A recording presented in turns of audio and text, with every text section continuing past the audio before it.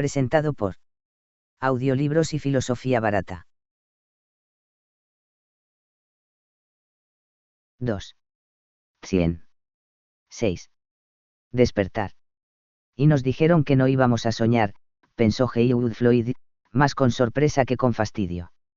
El espléndido resplandor rosáceo que lo rodeaba era muy relajante, le recordaba las barbacoas y los crepitantes leños de un fuego de Navidad. Pero no había calor, de hecho sentía una definida aunque no incómoda frialdad. Había voces murmurando, justo al nivel de suavidad en el que no podía comprender las palabras. Luego se hicieron más fuertes, pero seguía sin poder comprenderlas. Claro que no, dijo con repentina sorpresa. No puedo estar soñando en ruso. No, Heywood, respondió una voz de mujer. No está soñando. Ya es hora de alzarse de la cama. La encantadora luz rosada se desvaneció, abrió los ojos y tuvo la imprecisa visión de un foco siendo retirado de su rostro. Estaba tendido en una litera, sujeto a ella por bandas elásticas, había figuras de pie en torno a él, pero estaban demasiado desenfocadas para identificarlas. Unos dedos suaves cerraron sus párpados y masajearon sus sienes. No se esfuerce. Respire profundamente, otra vez, así está bien. ¿Cómo se siente ahora? No sé, contestó Heywood. Extraño, con la cabeza flotando, y hambriento. Eso es buena señal. ¿Sabe dónde se encuentra? Puede abrir los ojos ahora. Las figuras se enfocaron, en primer lugar la doctora Rudenko, luego la capitana Orlova. Pero algo le había ocurrido a Tania desde que la había visto por última vez, hacía tan solo una hora. Cuando Floyd identificó la causa fue casi un shock físico. Le ha vuelto a crecer el pelo. Espero que lo considere usted como una mejora. Yo no puedo decir lo mismo de su barba. Floyd alzó una mano hacia su rostro y notó que tenía que hacer un esfuerzo consciente para planificar cada etapa del movimiento. Su barbilla estaba cubierta por cortas cerdas, una barba de 2 o 3 días. En hibernación el pelo crecía tan solo una centésima parte de lo normal. Así que lo he conseguido, dijo. Hemos llegado a Júpiter. Tania lo miró melancólicamente, luego desvió sus ojos hacia la doctora, que asintió casi imperceptiblemente. No, Heywood, dijo. Todavía estamos a un mes de distancia. No se alarme, la nave está perfectamente y todo funciona con normalidad. Pero sus amigos de Washington nos han pedido que lo despertemos antes de lo previsto. Ha ocurrido algo muy inesperado. Estamos empeñados en una carrera para alcanzar la Discovery, y me temo que vamos a perderla. 7. TSIN. Cuando la voz de Heywood Floyd surgió por el altavoz del comunicador, los dos delfines dejaron bruscamente de dar vueltas en la piscina y nadaron hacia el borde. Apoyaron sus cabezas en el enlosado y miraron intensamente la fuente del sonido. Así que reconocen a Heywood, pensó Caroline, con una punzada de amargura. Y sin embargo Christopher, gateando en su corralito, ni siquiera había dejado de jugar con los controles de colores de su libro de láminas cuando la voz de su padre surgió fuerte y clara tras cruzar 500 millones de kilómetros de espacio. Querida, no te sorprendas de oírme un mes antes de lo previsto, hace semanas que ya sabrás que tenemos compañía aquí fuera. Aún me resulta difícil de creer, en cierto modo, ni siquiera tiene sentido. Posiblemente no tengan suficiente combustible para regresar con seguridad a la Tierra, ni siquiera comprendemos cómo han podido efectuar la cita. Nunca los hemos visto, por supuesto. Incluso en el momento en que estuvimos más próximos, la TSIEN estaba a más de 50 millones de kilómetros de distancia. Han tenido todo el tiempo que han querido para responder a nuestras señales si deseaban hacerlo, pero nos han ignorado por completo. Ahora deben de estar demasiado atareados para perder el tiempo en charlas amistosas. Dentro de pocas horas entrarán en contacto con la atmósfera de Júpiter, y entonces veremos cuán bien funciona su sistema de frenado. Si cumple con su misión, será algo bueno para nuestra moral. Pero si falla, bueno, no hablemos de eso. Los rusos se están tomando las cosas estupendamente bien, considerándolo todo. Están furiosos y decepcionados, por supuesto, pero he oído varias expresiones de franca admiración. Fue realmente un truco brillante, construir esa nave a plena vista de todos y hacer que todo el mundo creyera que era una estación espacial, hasta que pusieron en marcha esos impulsores. Bien, no hay nada que podamos hacer, excepto esperar. Y a nuestra distancia gozamos de una vista mucho mejor que con vuestro mejor telescopio. No puedo evitar desearles suerte, aunque por supuesto confío en que dejen a la Discovery tranquila. Es nuestra propiedad, y apuesto a que el Departamento de Estado debe de estar recordándoselo hora tras hora. Esto es un mal viento. Si nuestros amigos chinos no se hubieran saltado la señal de partida, adelantándosenos, no me habrías oído hasta dentro de un mes. Pero ahora la doctora Rudenko me ha despertado, y voy a estar hablándote cada 2 días. Tras la impresión inicial me las estoy arreglando estupendamente, voy conociendo la nave y su tripulación y encontrando mis piernas espaciales. Y puliendo mi asqueroso ruso, aunque no tengo muchas posibilidades de utilizarlo, todo el mundo insiste en hablar inglés. Vaya horribles lingüistas que somos los americanos. A veces me siento avergonzado de nuestro chauvinismo, o nuestra holgazanería. El nivel del inglés a bordo roza lo absolutamente perfecto. El ingeniero jefe Sacha Kovalev podría ganarse la vida como locutor de la BBC, en la variedad del si hablas lo suficientemente rápido no importa cuántos errores cometas. La única que no habla con fluidez es Einia Marchenko, que reemplazó a Irina Yakunin en el último momento. Incidentalmente me ha alegrado saber que Irina se está recuperando bien. ¿Qué decepción debe de haber sido para ella? Me pregunto si habrá empezado de nuevo con el vuelo sin motor. Y hablando de accidentes, es obvio que Seinia tuvo que haber sufrido alguno muy grave.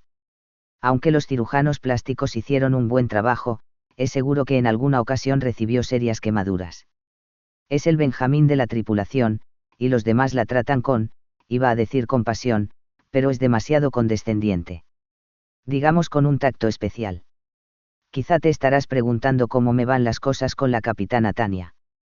Bien, la aprecio mucho, pero odio hacerla irritar. No hay la menor duda acerca de quién gobierna la nave. Y la comandante médico Rudenko. La conociste en la Convención Aeroespacial de Honolulu hace 2 años, y estoy seguro de que no habrás olvidado aquella última fiesta. Comprenderás entonces por qué todos la llamamos Catalina la Grande, a sus espaldas, por supuesto. Pero ya basta de chismorreos. Si me paso del tiempo no quiero pensar en la sobretasa. Y por cierto, se supone que estas llamadas personales son completamente privadas. Pero hay un montón de conexiones en la cadena de comunicación, así que no te sorprendas si recibes ocasionalmente mensajes a través de otra ruta. Espero tus noticias. Di a las chicas que hablaré con ellas más tarde. Recibe todo mi amor. Te echo mucho en falta, tanto a ti como a Chris. Y cuando regrese, te prometo que nunca me marcharé de nuevo. Hubo una breve y silbante pausa, luego una voz obviamente sintética dijo. Aquí termina la transmisión 432-7 desde la espacionave Leonov.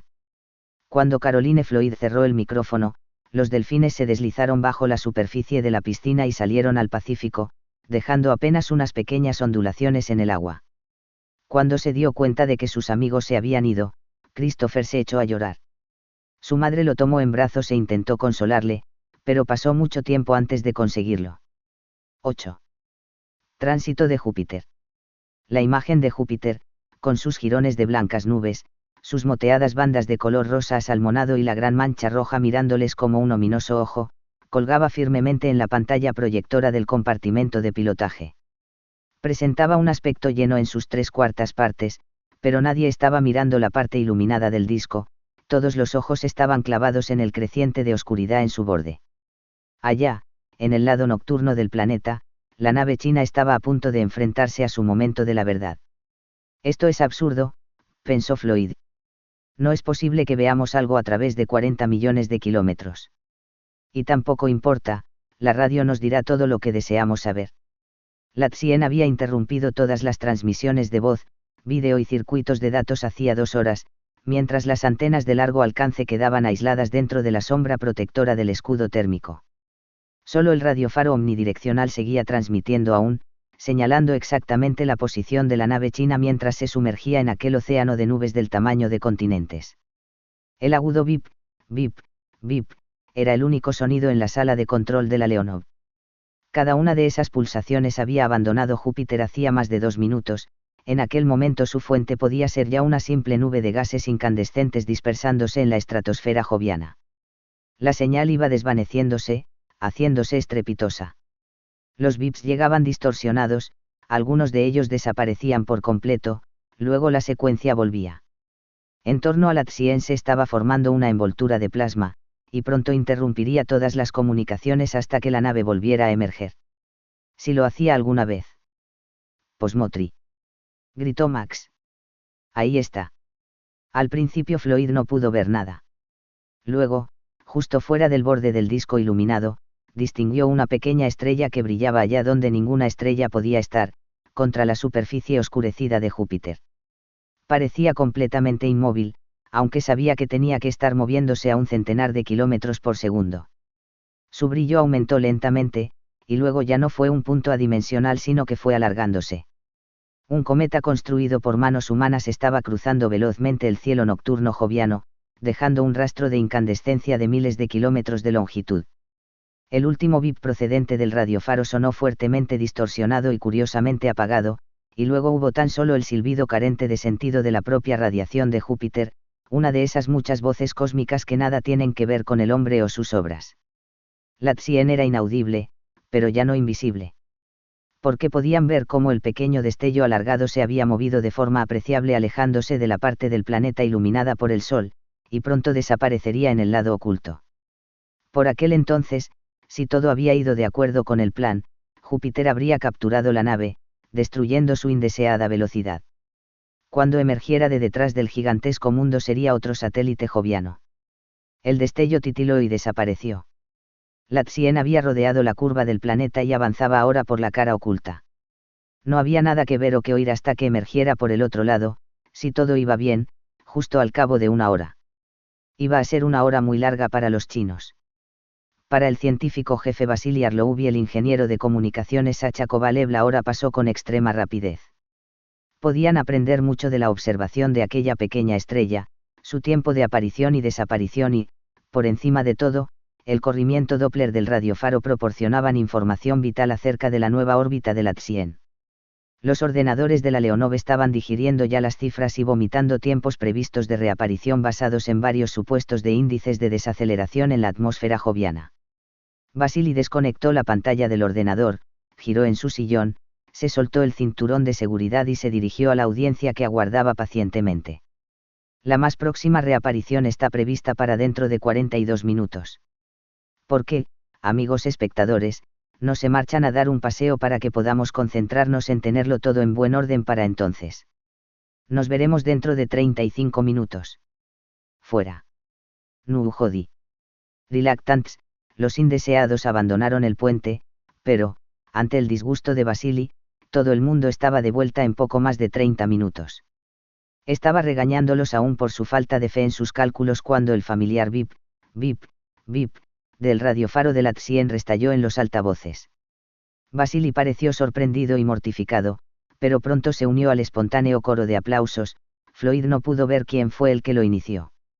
Aunque fueran rivales, todos ellos eran astronautas, más lejos del hogar de lo que ningún hombre había viajado nunca, embajadores de la humanidad, en las nobles palabras del primer Tratado del Espacio de las Naciones Unidas. Aunque ninguno de ellos deseaba que los chinos tuvieran éxito, tampoco querían verlos abocados a un desastre. También estaba presente un gran elemento de egoísmo, no pudo evitar pensar Floyd. Ahora las probabilidades a favor de la Leonov se veían significativamente incrementadas. La Tsien había demostrado que la maniobra de frenado atmosférico era posible. Los datos acerca de Júpiter eran correctos, su atmósfera no contenía inesperadas y quizá fatales sorpresas. Bien. Dijo Tania. Supongo que deberíamos enviarles un mensaje de felicitación. Pero, aunque lo hiciéramos, ellos no lo aceptarían. Algunos de sus colegas aún seguían chanceándose de Vasily, que miraba la pantalla de su ordenador con franca desconfianza. No lo comprendo, exclamó. Deberían de estar todavía detrás de Júpiter. Sacha, dime una lectura de su velocidad según su radiofaro. Hubo otro silencioso diálogo con el ordenador.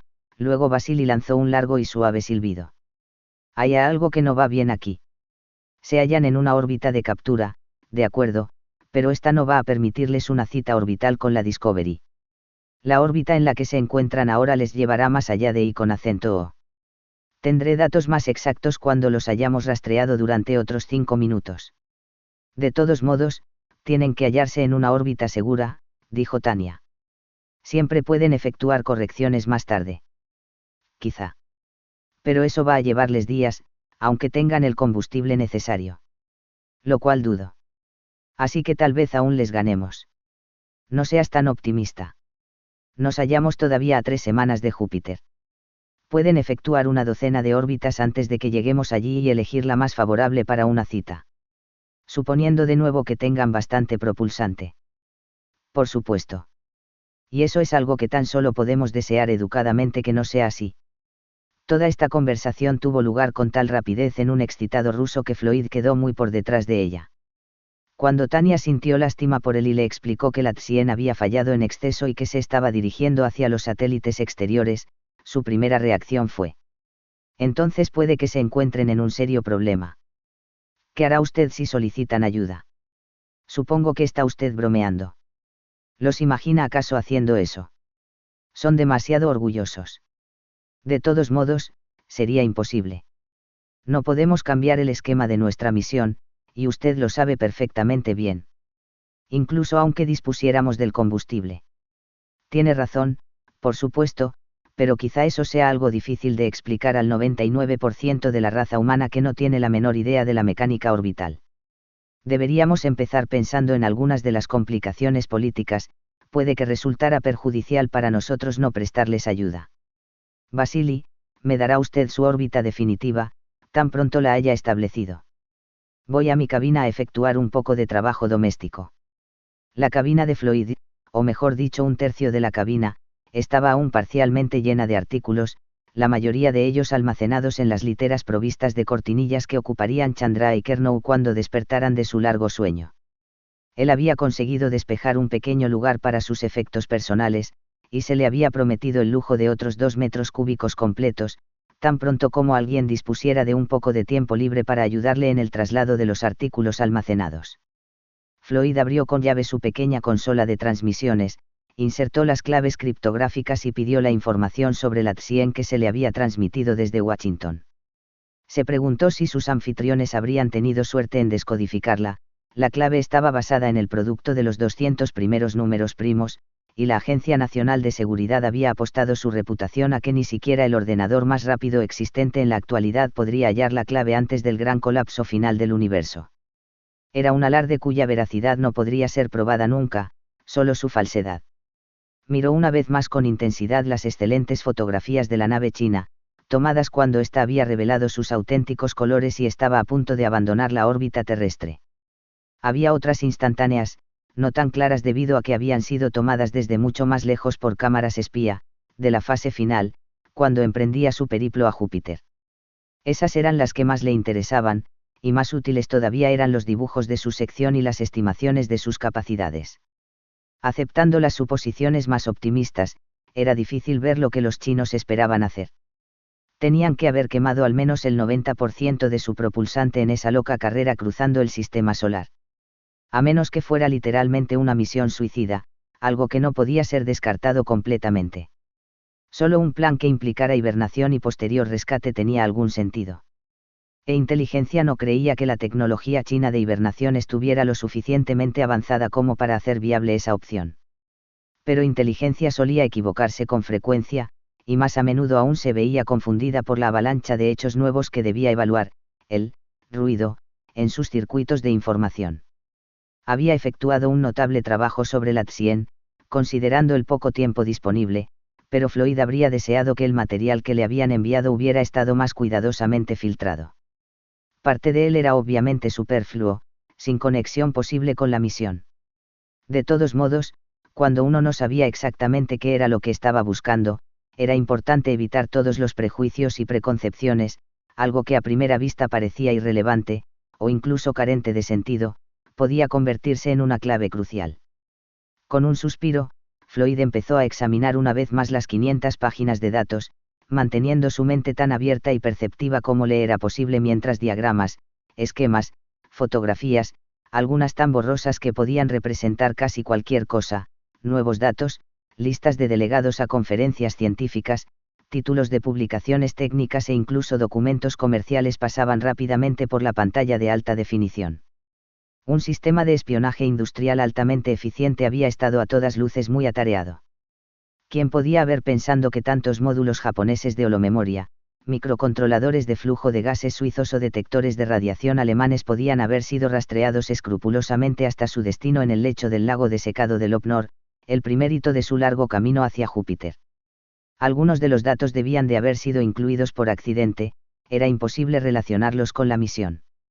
Si los chinos habían pasado un pedido secreto de 1000 sensores de infrarrojos a través de una corporación fantasma en Singapur, eso era tan solo preocupación de los militares. Parecía altamente improbable que la Tsien esperara ser perseguida por misiles rastreadores del calor.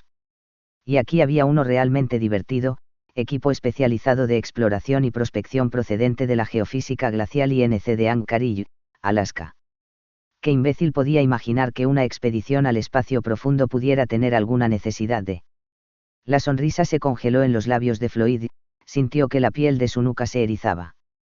Dios mío, no se atreverían. Pero ya se habían atrevido lo suficiente, y ahora, al menos, todo tenía sentido. Volvió hacia atrás hasta que la pantalla le mostró de nuevo las fotos y los planos conjeturados de la nave china. Sí, era algo concebible, esas estrías en la cola, junto a los electrodos de deflexión de los impulsores, tenían casi el tamaño adecuado. Floyd llamó al puente. Vasily, dijo, ¿ha calculado ya su órbita? Sí, la tengo, respondió el piloto, con una voz curiosamente reprimida. Floyd pudo decir casi de inmediato que el otro había descubierto algo. Inspiró profundamente. Están preparando una cita con Europa, ¿no? Hubo un explosivo jadeo de incredulidad al otro lado.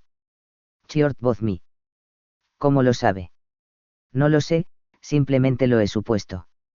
No puede haber ningún error. He comprobado las cifras hasta el sexto decimal. La maniobra de frenado funcionó exactamente tal como ellos pretendían. Su órbita les lleva directamente hasta Europa, no puede haber ocurrido por casualidad. Estarán allí dentro de 17 horas. Y entrarán en órbita. Quizá, eso no les consumirá mucho propulsante. Pero ¿cuál puede ser su finalidad? Arriesgaré otra suposición. Efectuarán una rápida exploración y luego aterrizarán. ¿Está usted loco, o acaso sabe algo que nosotros no sabemos? No. Es un asunto de simple deducción. Pronto empezará a patearse usted mismo por haber dejado escapar lo obvio. De acuerdo, Sherlock, porque desearía nadie aterrizar en Europa. ¿Qué es lo que hay allí, por el amor del cielo? Floyd estaba gozando de su pequeño momento de triunfo. Por supuesto, podía estar completamente equivocado. ¿Qué es lo que hay en Europa? Tan solo la sustancia más valiosa del universo. Había calculado mal, Vasily no era tonto, y le arrebató la respuesta de los labios. Por supuesto agua. Exacto. Miles y miles de millones de toneladas de ella. La suficiente como para llenar los tanques propulsores, efectuar un recorrido por todos los satélites, y tener aún la suficiente para la cita orbital con la Discovery y el regreso a casa. Odio decir esto, Vasily, pero nuestros amigos chinos han sido de nuevo más astutos que nosotros. Suponiendo siempre, por supuesto, que puedan seguir adelante con ello. 9. El hielo del Gran Canal. Aparte el color negro azabache del cielo, la foto se podría haber tomado casi en cualquier lugar de las regiones polares de la Tierra, no había nada extraño en el mar de ondulado hielo que se extendía todo el camino hasta el horizonte. Solo las 5 figuras embutidas en trajes espaciales en primer plano proclamaban que el panorama pertenecía a otro mundo. Ni siquiera ahora los reservados chinos habían facilitado los nombres de la tripulación. Los anónimos intrusos en el helado paisaje de Europa eran simplemente el científico jefe, el comandante, el piloto, el primer ingeniero y el segundo ingeniero. Incluso era irónico, no pudo evitar pensar Floyd, que todo el mundo en la Tierra hubiera visto la ya histórica fotografía una hora antes de que llegara a la Leonov, mucho más cercana al lugar de los hechos. Pero las transmisiones de la Tsien eran enviadas a través de un haz tan compacto que era imposible interceptarlas, la Leonov tan solo podía recibir su radiofaro, emitido imparcialmente en todas direcciones. E incluso este era inaudible durante más de la mitad del tiempo, cuando la rotación de Europa lo arrastraba fuera de su vista o el propio satélite era eclipsado por la monstruosa masa de Júpiter. Todas las escasas noticias de la misión china tenían que serles retransmitidas desde la Tierra. La nave había descendido, tras su exploración inicial, sobre una de las pocas islas de roca sólida que emergían de la corteza de hielo que cubría virtualmente todo el satélite. Ese hielo era llano de polo a polo, no había ningún clima que lo esculpiera en extrañas formas, ninguna nieve a la deriva que lo edificara capa a capa hasta formar colinas que se movieran lentamente. Los meteoritos podían caer sobre Europa, desprovisto de aire, pero nunca un copo de nieve. Las únicas fuerzas que moldeaban la superficie eran la constante fuerza de la gravedad, que reducía todas las elevaciones a un nivel uniforme, y los incesantes temblores causados por los demás satélites cuando pasaban y volvían a pasar junto a Europa en sus órbitas.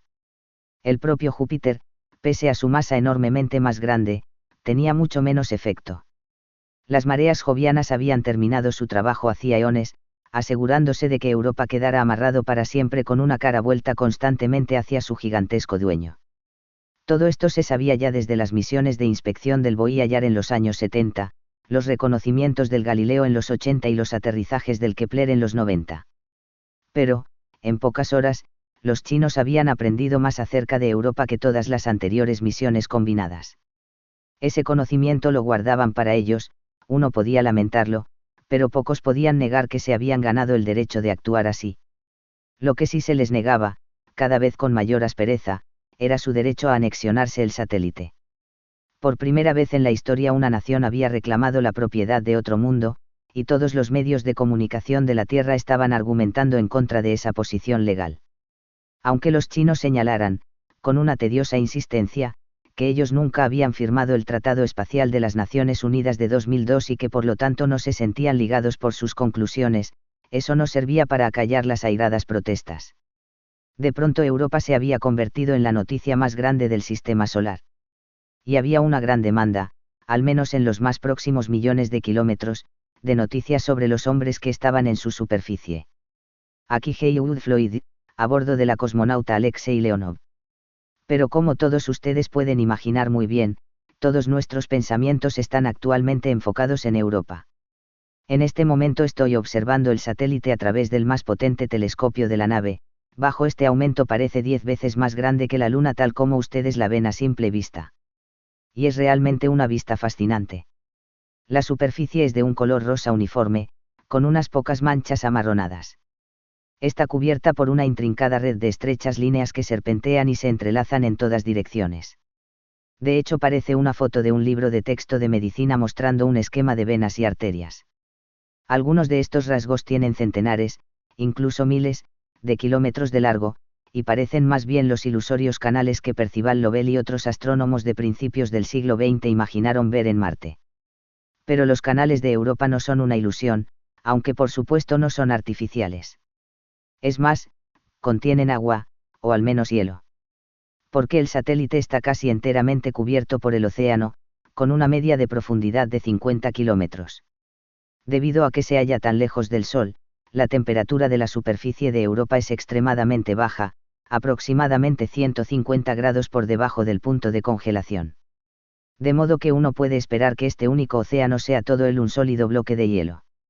Sorprendentemente este no es el caso, porque hay una gran cantidad de calor generado en el interior de Europa por las fuerzas de las mareas, las mismas fuerzas que originan los grandes volcanes de su vecino y con acento O. De modo que el hielo está constantemente fundiéndose, cuarteándose y volviendo a helarse, formando grietas y franjas como las que vemos en las masas de hielo flotante de nuestras regiones polares. Es esa intrincada tracería de grietas lo que estoy viendo ahora, la mayoría de ellas son oscuras y muy antiguas, quizá millones de años. Pero unas cuantas son de un blanco casi puro, estas son las nuevas, las que recién acaban de abrirse, y poseen una costra de tan solo unos pocos centímetros de grosor. La Txien ha aterrizado precisamente al lado de una de esas grietas blancas, el accidente de 1500 kilómetros de largo que ha sido bautizado como Gran Canal. Presumiblemente los chinos pretenden bombear su agua hasta sus tanques de propulsante, de modo que puedan explorar el sistema joviano de satélites y luego regresar a la Tierra. Eso puede que no resulte fácil, pero seguramente han estudiado el lugar de aterrizaje con sumo cuidado y deben de saber lo que están haciendo. Resulta obvio ahora el por qué han corrido tan gran riesgo, y el por qué reclaman Europa como una estación de reaprovisionamiento. Puede ser la llave a todo el sistema solar exterior. Aunque también hay agua en Ganímedes, toda ella está helada, pero es menos accesible debido a que ese satélite posee una gravedad mucho más fuerte. Y hay otra cosa que acaba de ocurrírseme. Aunque los chinos quedaran varados en Europa, pueden ser capaces de sobrevivir hasta que se disponga una misión de rescate. Tienen gran cantidad de energía, puede que haya minerales útiles en la zona, y sabemos que los chinos son los mayores expertos en producción de alimentos sintéticos. No sería una vida muy lujosa, pero tengo algunos amigos que la aceptarían alegremente a cambio de esa impresionante visión de Júpiter ocupando la mayor parte del cielo, la visión que esperamos contemplar nosotros mismos dentro de muy pocos días. Aquí Heywood Floyd, a bordo de la Alexei Leonov, diciéndoles adiós de parte de mis colegas y de mí mismo. Y aquí el puente. Maravillosa presentación, Heywood. Debería haberse dedicado usted al periodismo. Tengo mucha práctica en esto. Pasé la mitad de mi vida trabajando en RP. Relaciones públicas, normalmente diciendo a los políticos por qué debían darnos más dinero. Algo de lo que ustedes no tienen que preocuparse. Cómo me gustaría que eso fuera cierto. De todos modos, acuda al puente. Aquí hay nueva información que nos gustaría discutir con usted. Floyd soltó el botón del micrófono, aseguró el telescopio en posición, y se extrajo de la diminuta burbuja de observación. Cuando salía casi colisionó con Nikolai Ternovsky, que obviamente iba a una misión similar. Voy a robarle sus mejores frases para Radio Moscú, Woody. Espero que no le importe. Encantado, Tovarich. De todos modos, ¿cómo podría impedírselo? Arriba en el puente la capitana Orlova estaba mirando pensativamente una apretada masa de palabras y cifras en la pantalla principal. Floyd había empezado a traducirlas penosamente cuando ella le interrumpió. No se preocupe por los detalles. Son estimaciones del tiempo que necesitará la CIEM para rellenar sus tanques y estar lista para el despegue. Los míos están efectuando los mismos cálculos, pero hay demasiadas variables. Creemos que nosotros hemos eliminado una de ellas. ¿Sabía usted que las mejores bombas de agua son las de los bomberos? Y le sorprenderá saber que la estación central de Beijing requisó repentinamente 4 de sus últimos modelos hace solo unos meses pese a las protestas del alcalde. No estoy sorprendido, tan solo perdidamente admirado. Prosiga, por favor. Puede que sea una coincidencia, pero esas bombas eran exactamente del tamaño adecuado. Tras algunas suposiciones bien informadas del despliegue de las conducciones, el taladro del hielo y todo lo demás, bien, creemos que pueden despegar de nuevo dentro de 5 días. 5 días. Si tienen suerte y todo funciona a la perfección. Y si no aguardan a llenar sus tanques de propulsantes y no simplemente toman el necesario para una cita orbital segura con la Discovery antes de que lo hagamos nosotros. Incluso si nos ganan por una sola hora, puede ser suficiente. Como mínimo pueden alegar derechos de rescate. No según los letrados del Departamento de Estado. En el momento adecuado declararemos que la Discovery no es una nave abandonada, sino que simplemente ha sido estacionada allí hasta que podamos recuperarla. Cualquier intento de apoderarse de la nave podrá ser considerado un acto de piratería. Estoy segura de que los chinos se sentirán muy impresionados. Si no se sienten impresionados, ¿qué podemos hacer al respecto? Les superamos en número, 2 contra 1, cuando revivamos a Chandra y Kernou. Está hablando en serio. ¿Dónde están los machetes para el grupo de abordaje? Machetes. Espadas, armas. Oh. Podemos usar el telespectómetro láser. Puede vaporizar muestras de asteroides de 1 miligramo a distancias de 1 millar de kilómetros. No creo que me guste esta conversación. Seguro que mi gobierno no aceptaría la violencia excepto en caso de defensa propia. Ustedes, ingenuos americanos. Nosotros somos más realistas, tenemos que serlo. Todos sus abuelos murieron a edad avanzada, Heywood. 3 de los míos resultaron muertos en la Gran Guerra Patriótica. Cuando estaban a solas, Tania siempre le llamaba Woody, nunca Heywood.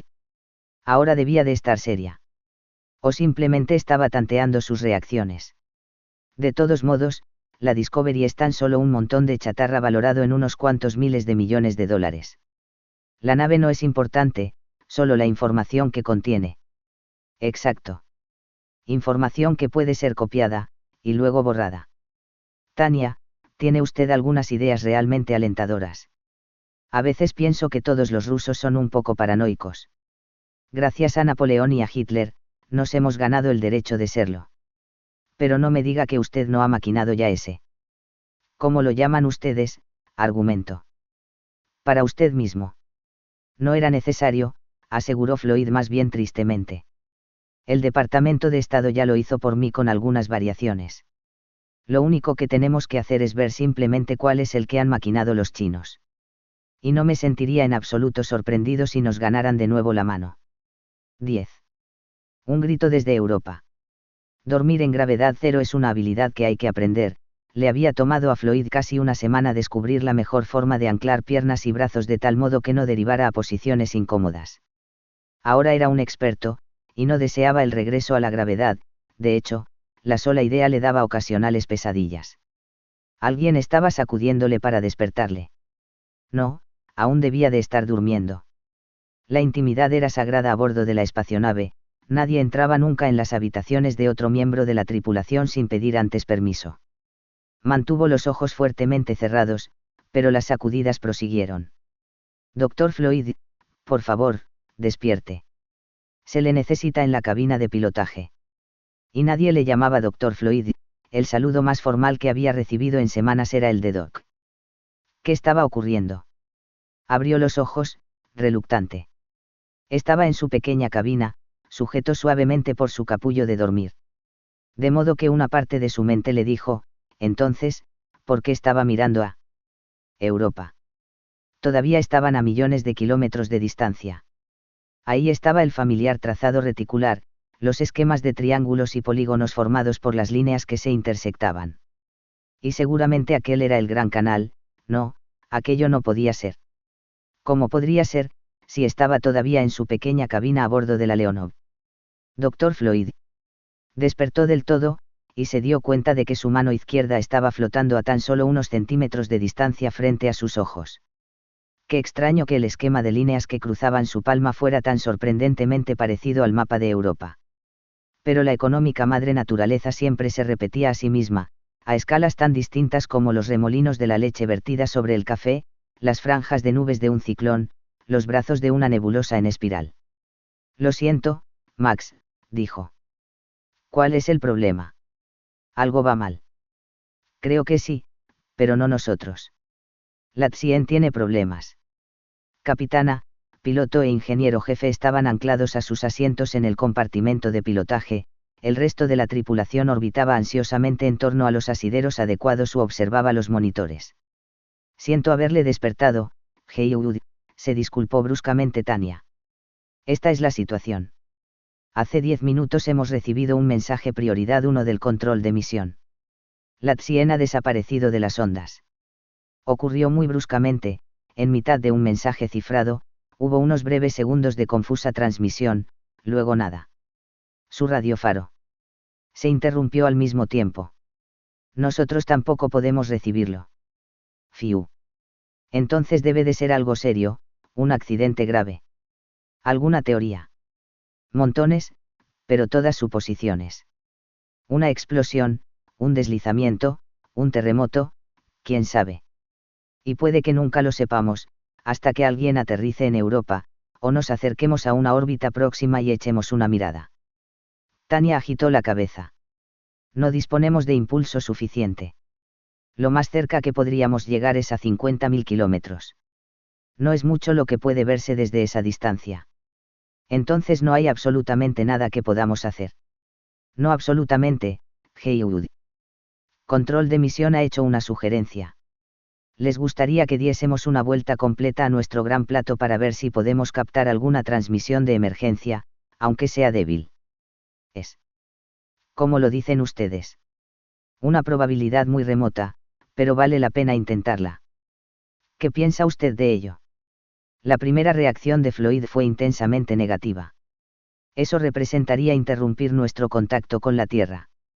Por supuesto, pero tendremos que hacerlo de todos modos cuando orbitemos alrededor de Júpiter. Y solo nos tomará un par de minutos restablecer el circuito. Floyd guardó silencio.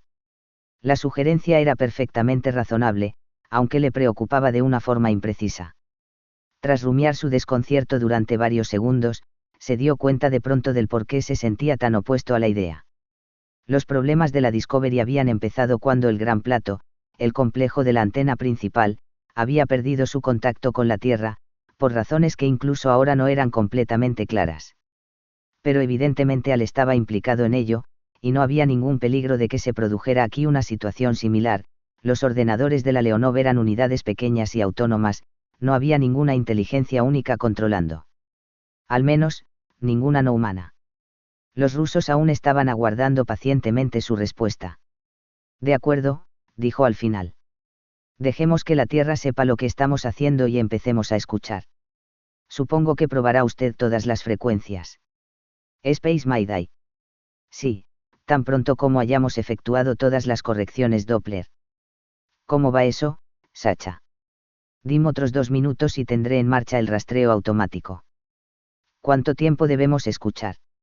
La capitana apenas hizo una pausa antes de dar su respuesta. Floyd había admirado a menudo la resolución de Tania Orlova, y en una ocasión incluso se lo había dicho. En un raro destello de humor, ella le había respondido: Woody, un comandante puede equivocarse, pero nunca mostrarse inseguro. Escucharemos durante 15 minutos, e informaremos a la Tierra durante 10. Luego repetiremos el ciclo. No había nada que ver o escuchar, los circuitos automáticos eran mejores en cribar los ruidos de la radio que todos los sentidos humanos. Sin embargo, de tanto en tanto, Sacha conectaba el monitor audio, y el rugir de los cinturones de radiación de Júpiter llenaba la cabina. Era un sonido como de olas rompiendo en todas las playas de la Tierra, con ocasionales crujidos explosivos de los superrelámpagos de la atmósfera joviana. No había el menor rastro de señales humanas, y, uno tras otro, los miembros de la tripulación libres de servicio fueron yéndose discretamente. Mientras estaba aguardando, Floyd realizó algunos cálculos mentales. Lo que le hubiera ocurrido a la Tsien se había producido hacía casi 2 horas, puesto que las noticias les habían sido retransmitidas desde la Tierra. Pero la Leonov podía captar un mensaje directo con menos de 1 minuto de intervalo, de modo que los chinos habían tenido tiempo suficiente de volver a las ondas. Su continuado silencio sugería algún fallo catastrófico, y se descubrió tejiendo interminables tramas de desastre. Los 15 minutos parecieron horas. Una vez transcurridos, Sacha giró de nuevo el complejo de la antena de la nave hacia la Tierra e informó del fracaso. Mientras estaba utilizando el resto de los 10 minutos para enviar una acumulación de mensajes, miró interrogadoramente a la capitana. «Vale la pena intentarlo de nuevo», dijo, con una voz que expresaba claramente su pesimismo. «Por supuesto. Podemos acortar el tiempo de rastreo, pero debemos seguir escuchando». En el momento previsto el gran plato fue enfocado de nuevo hacia Europa. Y, casi inmediatamente, el monitor automático empezó a destellar su luz de alerta. La mano de Sacha saltó hacia el volumen del audio, y la voz de Júpiter llenó la cabina. Sobreimpuesta a ella, como un susurro oído sobre una tormenta de truenos, se oía el débil pero completamente inconfundible sonido de una voz humana. Era imposible identificar el lenguaje, pero Floyd estuvo seguro, por la entonación y el ritmo, de que no era chino, sino alguna lengua europea. Sacha manejó hábilmente la sintonía y los controles de amplitud de banda, y las palabras se hicieron más claras. El idioma era indudablemente inglés, pero su contenido era aún enloquecedoramente ininteligible. Hay una combinación de sonidos que el oído de todo ser humano puede detectar instantáneamente, incluso en el entorno más ruidoso. Cuando emergió repentinamente del trasfondo joviano, Floyd tuvo la impresión de que no era posible que estuviera despierto, de que estaba atrapado todavía en algún frenético sueño. Sus colegas tardaron un poco más en reaccionar, luego se le quedaron mirando con idéntica sorpresa, y un leve asomo de sospecha. Porque las primeras palabras reconocibles procedentes de Europa eran: Dr. Floyd, espero que pueda usted oírme. 11. Hielo y vacío. ¿Qué es eso?, susurró alguien a un coro de siseos para que se callara. Floyd alzó las manos en un gesto de ignorancia y, esperaba, inocencia. Sé que está usted a bordo de la Leonov, puede que no tenga mucho tiempo, orientando la antena de mi traje hacia donde creo. La señal se desvaneció durante unos agónicos segundos, luego regresó mucho más clara, aunque no apreciablemente más fuerte. Transmita esta información a la Tierra. La Tien ha resultado destruida hace 3 horas. Yo soy el único superviviente. Estoy utilizando la radio de mi traje, no tengo la menor idea de si tiene suficiente alcance, pero es la única esperanza. Por favor, escuche atentamente. Hay vida en Europa. Repito, hay vida en Europa. La señal se desvaneció de nuevo. Siguió un atónito silencio, que nadie intentó interrumpir. Mientras aguardaba, Floyd buscó furiosamente en su memoria. No podía reconocer la voz, podía ser la de cualquier chino educado en Occidente. Lo más probable era que fuese alguien al que había conocido en alguna conferencia científica, pero, a menos que el que hablaba se identificase, nunca llegaría a saberlo. Poco después de la medianoche local. Estábamos bombeando a buen ritmo, y los tanques estaban casi medio llenos. El doctor Lee y yo salimos para comprobar el aislamiento de las conducciones. La Tien estaba, a unos 30 metros del borde del Gran Canal. Las conducciones surgían directamente de ella y se hundían en el hielo. Muy delgado, poco seguro andar sobre él. El calor fluía de abajo. De nuevo un largo silencio. Floyd se preguntó si el que hablaba estaría moviéndose y su voz se vería momentáneamente cortada por alguna obstrucción. Ningún problema, 5 kilovatios de luces formando un cordón ascendente hasta la nave. Como un árbol de Navidad, hermoso, resplandeciendo a través del hielo. Gloriosos colores. Lee la vio primero, una enorme masa que ascendía de las profundidades. Al principio pensamos que era un banco de peces, demasiado grande para ser un solo organismo, luego empezó a surgir rompiendo el hielo. Dr. Floyd, espero que pueda oírme. Soy el profesor Chang, nos conocimos en la conferencia de la UAI en Boston, en 2002. Instantáneamente, de forma incongruente, los pensamientos de Floyd estuvieron a 1000 millones de kilómetros de distancia. Recordó vagamente aquella recepción, tras la sesión de clausura del Congreso de la Unión Astronómica Internacional, el último al que habían asistido los chinos antes de la Segunda Revolución Cultural. Y ahora recordaba a Chang de una forma muy precisa, un pequeño y bien-humorado astrónomo y exobiólogo con una buena reserva de chistes. Pero ahora no estaba bromeando. Como enormes tiras de húmedas algas arrastrándose por el suelo. Le echó a correr hacia la nave para ir en busca de una cámara, yo me quedé para observar, informando por radio. La cosa se movía tan lentamente que podía dejarla fácilmente atrás. Estaba mucho más excitado que alarmado.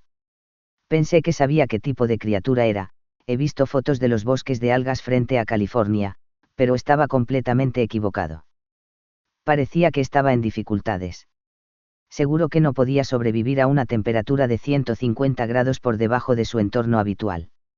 Estaba congelándose hasta volverse sólida a medida que avanzaba, algunos extremos se estaban rompiendo como cristal, pero seguía dirigiéndose pese a todo hacia la nave, una marea negra que iba más y más lenta a cada momento. Yo estaba aún tan sorprendido que no podía pensar claramente, y no podía imaginar qué lo que estaba intentando hacer. ¿Hay alguna forma de que podamos responderle?, murmuró Floyd con urgencia. No, es demasiado tarde. Europa estará pronto detrás de Júpiter. Tendremos que aguardar hasta que salga del eclipse. Trepando hacia la nave, construyendo una especie de túnel de hielo mientras avanzaba. Quizá esto la aislaba del frío, de la misma forma que las termitas se protegen de la luz del sol con sus pequeños corredores de lodo. Toneladas de hielo sobre la nave. Las antenas de la radio fueron lo primero en romperse. Luego pude ver cómo las patas de aterrizaje empezaban a combarse, todo ello con un movimiento muy lento, como en un sueño. Hasta que la nave empezó a ladearse, no comprendí lo que la cosa estaba intentando hacer, y entonces ya era demasiado tarde. Hubiéramos podido salvarnos si simplemente hubiéramos apagado aquellas luces. Quizá era fototrópica, con un ciclo biológico desencadenado por la luz del sol que se filtra a través del hielo. O pudo sentirse atraída como una polilla a una vela. Nuestros proyectores debieron de haber sido mucho más brillantes que cualquier otra cosa que Europa haya conocido nunca. Entonces la nave se colapsó. Vi el casco hendirse y se formó una nube de copos de nieve, como humedad condensada. Todas las luces se apagaron excepto una, que quedó colgada oscilando a uno y a otro lado al extremo de un cable, a un par de metros por encima del suelo. No sé lo que ocurrió inmediatamente después de eso. Lo siguiente que recuerdo es estar de pie debajo de la luz, junto a los restos de la nave, con un fino polvillo de nieve fresca a mi alrededor. Podía ver las huellas de mis pasos marcadas muy claramente en ella. Debí de haber corrido hacia allí, quizás solo hubieran transcurrido 1 o 2 minutos. La planta, sigo pensando en ella como una planta, estaba inmóvil. Me pregunté si habría resultado dañada por el impacto. Grandes secciones, tan gruesas como el brazo de un hombre, se habían astillado y roto, como ramas partidas. Luego el tronco principal empezó a moverse de nuevo. Se apartó del casco y empezó a reptar hacia mí. Fue entonces cuando supe seguro que la cosa era sensitiva a la luz. Yo estaba inmóvil bajo una lámpara de 1000 vatios que había dejado de oscilar. Imaginé un roble, o mejor aún, un baniano con sus múltiples troncos y raíces, aplastado por la gravedad e intentando arrastrarse por el suelo. Llegó a menos de 5 metros de la luz, y entonces empezó a extenderse hacia los lados hasta que formó un perfecto círculo a mi alrededor. Presumiblemente aquel era el límite de su tolerancia, el punto en el cual la fotoatracción se convertía en repulsión.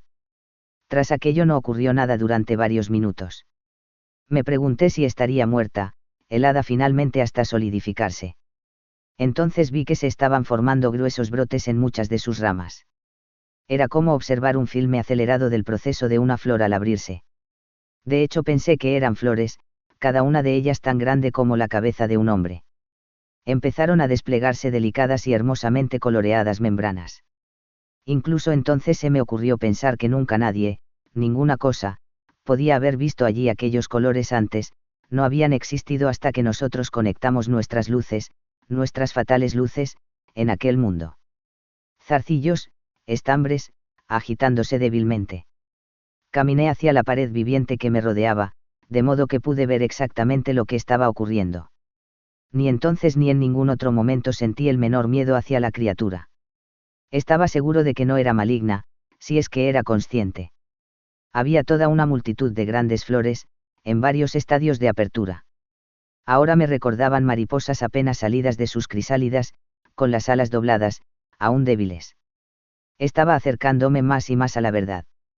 Pero se estaban congelando, muriendo tan rápidamente como se formaban.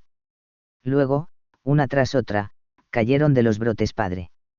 Por unos pocos momentos se agitaron como peces arrojados a tierra firme, y al fin me di cuenta de lo que eran exactamente.